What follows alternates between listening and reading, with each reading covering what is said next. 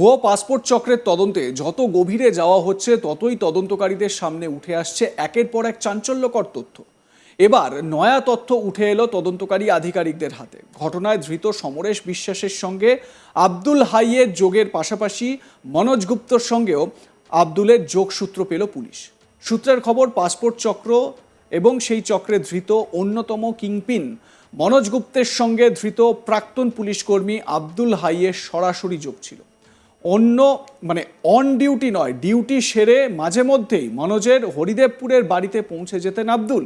সেখানে আব্দুল হাই এবং মনোজের উপস্থিতিতেই চলতো পাসপোর্ট ভেরিফিকেশনের যাবতীয় কাজ। এমনকি সই করা থেকে শুরু করে টাকার লেনদেন সবটাই চলতো ওই বাড়িতে। তদন্তকারীদের সূত্রে খবর, এখানেই শেষ নয়। মনোজের বাড়িতে আব্দুলকে পৌঁছে দিত এসসিও ডিপার্টমেন্টের এক হোমগার্ড। সেক্ষেত্রে এই চক্রে জড়িত সন্দেহে এসসিও ডিপার্টমেন্টের আরও কয়েকজনকে আতশকাচের তলায় রাখছেন তদন্তকারী অফিসাররা। এ প্রসঙ্গে আমার সহকর্মী রাজেশ সাহা তার প্রতিবেদনে কি বলছেন, কি ব্রিফ করছেন, শোনাবো আপনাদের। কলকাতার জাল পাসপোর্ট চক্রের তদন্তে নেমে পেঁয়াজের খোসার মতন বেরিয়ে আসছে একের পর এক চাঞ্চল্যকর তথ্য। কলকাতা পুলিশের নজরে কিন্তু এবার একাধিক পুলিশ কর্মীরা যেরকম রয়েছেন, পাশাপাশি যে ধৃত প্রাক্তন সাব ইন্সপেক্টর আব্দুল হাই, যাকে গ্রেপ্তার করেছিল কলকাতা পুলিশ, তার সঙ্গে এবার পাসপোর্ট চক্রের চাইদের আরও ঘনিষ্ঠ যোগাযোগ সামনে আসছে। জানা যাচ্ছে যে সমরেশ বিশ্বাস এই চক্রের অন্যতম চায়ের পাশাপাশি এবার মনোজ গুপ্তের সঙ্গে কিন্তু ঘনিষ্ঠ যোগাযোগ ছিল কলকাতা পুলিশের এই অবসরপ্রাপ্ত সাব ইন্সপেক্টর আব্দুল হাইয়ের। যেটা পুলিশ সূত্রে দাবি যে সমরেশ বিশ্বাসের সঙ্গে যেরকম তার টাকার লেনদেন সামনে এসেছে তদন্তে, পাশাপাশি মনোজ গুপ্ত এই পাসপোর্ট চক্রের অন্যতম পান্ডা, তার বাড়িতে নাকি যাতায়াত ছিল। এই মনোজ গুপ্তর যে হরিদেবপুরের বাড়িতে একাধিকবার যেতেন এই কলকাতা পুলিশের প্রাক্তন এসআই আব্দুল হাই।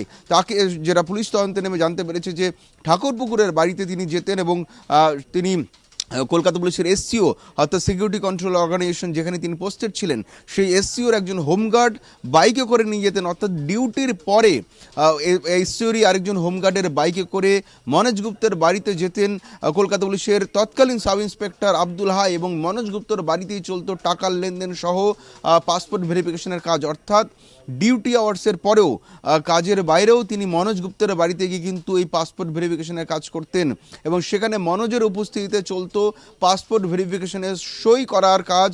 যেহেতু Abdul Hai passport verification officer ছিলেন, তিনি কলকাতা পুলিশের পাসপোর্ট সেকশনে পোস্টেড ছিলেন, ফলে তার কাজ ছিল পাসপোর্টের যে অ্যাপ্লিকেশন সেটা পুলিশ ভেরিফিকেশন করা। এবং মনোজ গুপ্তার মাধ্যমে যে সমস্ত জাল পাসপোর্টের আবেদন আসতো সেগুলির মধ্যে একটা বড় অংশ মনোজ গুপ্তের ঠাকুরপুকুরের বাড়িতে বসেই সেই পাসপোর্ট ভেরিফিকেশনে সাইন করার পালা চলতো, এবং সেখানে মনোজের উপস্থিতিতে টাকার লেনদেন হতো বলে তদন্তে নেমে জানতে পেরেছে কলকাতা পুলিশ। পাশাপাশি সমরেশ বিশ্বাস, এই পাসপোর্ট চক্রের প্রথম দিকে যাকে গ্রেপ্তার করা হয়েছিল বসিরহাটের গোজারাঙ্গার কাছে, তার এই ব্যবসা চলতো, সেই সমরেশ বিশ্বাসের বাড়িতেও অবাধ যাতায়াত ছিল। তার সঙ্গে পারিবারিক সম্পর্ক গড়ে উঠেছিল কলকাতা পুলিশের এই সাব ইন্সপেক্টরের, এমনটাই তদন্তে জানতে পেরেছেন পুলিশ আধিকারিকরা। পাশাপাশি সমরেশ বিশ্বাসের সঙ্গে তার টাকার লেনদেনও কিন্তু তদন্তে উঠে এসেছে, এবং দুজনের ব্যাংকের মাধ্যমেও ট্রানজ্যাকশন হয়েছে বলে কিন্তু তদন্তে জানতে পেরেছে কলকাতা পুলিশের গোয়েন্দারা। এবং তারপরে কিন্তু এই কলকাতা পুলিশের প্রাক্তন সাব ইন্সপেক্টর যে কত জালিয়াতি করেছেন সেইটাই কিন্তু পুলিশের কাছে এখন সেই চাঞ্চল্যকর তথ্য যত উঠে আসছে, তারা আকাশ থেকে পড়ছেন কলকাতা পুলিশের গোয়েন্দারা।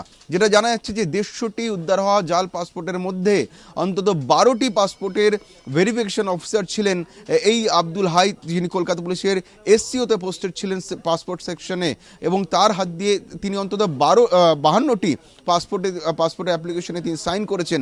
অর্থাৎ আর কত পাসপোর্টে তিনি সাইন করেছেন সেটা কিন্তু এই মুহূর্তে জানার বিষয় রয়েছে। ফলে কিন্তু কলকাতা পুলিশের এসসিওর আরও একাধিক পুলিশকর্মী এবং আধিকারিকেরা কিন্তু এই মুহূর্তে গোয়েন্দাদের তদন্তে কাছের তলায় রয়েছে। যেটা পুলিশ সূত্রে দাবি, আরও বেশ কয়েকজন পুলিশ আধিকারিক সহ একজন হোমগার্ড বা কনস্টেবল এই মুহূর্তে কিন্তু তদন্তের আতশ কাছের তলায় রয়েছে। তাদেরও যে ভূমিকা এই পাসপোর্ট ভেরিফিকেশন প্রসেসে, গোটা বিষয়টিতে তাদের যে সন্দেহজনক ভূমিকা, সেটা নিয়ে কিন্তু এই মুহূর্তে তদন্ত করছে কলকাতা পুলিশ। জাল পাসপোর্ট কাণ্ডে রাজ্যের বিভিন্ন জেলা থেকে চলছে ধরপাকড়। ইতিমধ্যেই বেশ কয়েকজনকে গ্রেপ্তার করা হয়েছে। ধরপাকড়ের তালিকায় সংযোজন আরও এক অভিযোগ। এবার খোঁজ মিলেছে এক হিন্দু দেশদ্রোহীর।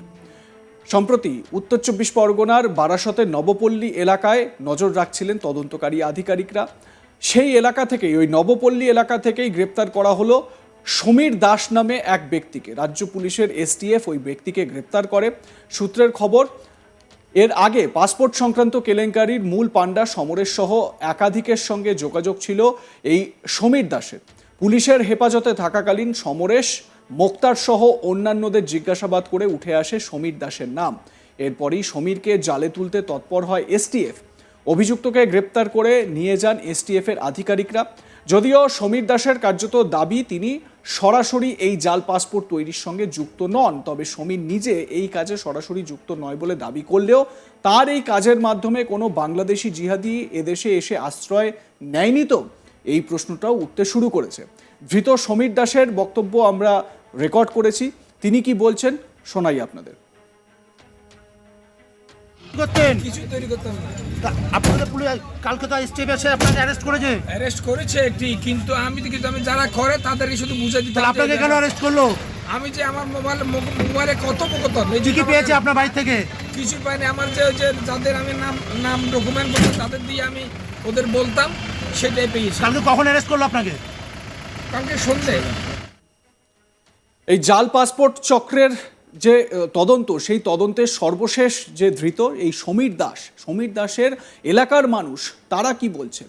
তারা বলছেন যে ওই ভদ্রলোক খুব একটা বেশি পাড়ায় কথা বলতেন না।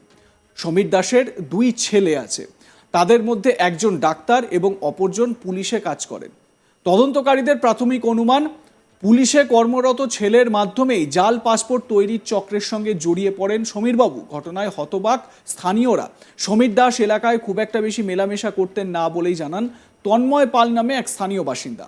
শোনাই তন্ময়বাবুর বক্তব্য। এভাবে কিছু জানি না, উনি ওনার মতো থাকতো। কি করতো সেসব কিছু জানি না। আপনারা দেখতেন আমাকে? দেখতাম বলতে সেইভাবে তো আমারও কাজের সূত্রে ব্যস্ততা, সবাই কাজের সূত্রে ব্যস্ত, সেইভাবে ওনার সাথে আলাপ আলোচনা কি কাজ করতে বা না, কি ওই ধরনের কোনো কিছু জানি না। ওনার পরিবারে কে আছে কি? পরিবারে 2 ছেলে আছে, এক ছেলে হচ্ছে ডেন্টিস্ট আর আরেকজন মনে ইয়ে আছে, পুলিশের কোনো ডিপার্টমেন্টে আছে। আর পুলিশের ছেলে ডেন্টিস্ট, কি করে বলবো? নকল কার্ড মানে উনি সেইভাবে কারোর সাথে মিশতো না, উনি ওনার মতোই থাকতো। বাড়িতে লোকজন আসা যাওয়া না, বাড়িতে সেইভাবে দেখিনি, সেই অর্থে কোনো লোকজন যাতায়াত দেখিনি। এখন তো পুলিশ তাকে গ্রেফতার করে নিয়ে না, গেছে। আমি আপনার মুখে এই প্রথম শুনলাম যে পুলিশ গ্রেপ্তার। আপনাদের এখানে আসতে দেখে আমি এগিয়ে এলাম, আমি জানিও না অ্যারেস্ট করেছে। কালকে রাত্রি অ্যারেস্ট করে না, কালকে আপনার মুখে শুনলাম এখন অ্যারেস্ট হয়েছে। মানে সেইভাবে উনি কারোর সাথে মিশতেন না। আপনাদের কি মনে হচ্ছে উনি এবার এরকম কি কাজের সঙ্গে বলবো? যুক্ত থাকতে পারেন? না, সেইভাবে কিছু তো মনে হচ্ছে না। এবার উনি ওনার মধ্যে সেইভাবে আলোচনা তো তাদের সাথে হয়নি, মানে সেইভাবে আলাপ কোনো আপনারা কি হয়নি। শক? হুম? আপনারা শক? হ্যাঁ, অবশ্যই শখ বলেই তো এগিয়ে এলাম এখানে। আপনাদের মুখে প্রথম জানতে পারলে কি প্রফেশনে ছিল সেটাও জানতাম না। আগে একটা মুদিখানার দোকান ছিল, মুদিখানার দোকান ছিল। কতদিন ধরে? লাইক, কমেন্ট, শেয়ার করতে ভুলবেন না। দেখতে থাকুন আজ তাক বাংলা। সাবস্ক্রাইব করুন আমাদের ইউটিউব চ্যানেলটি।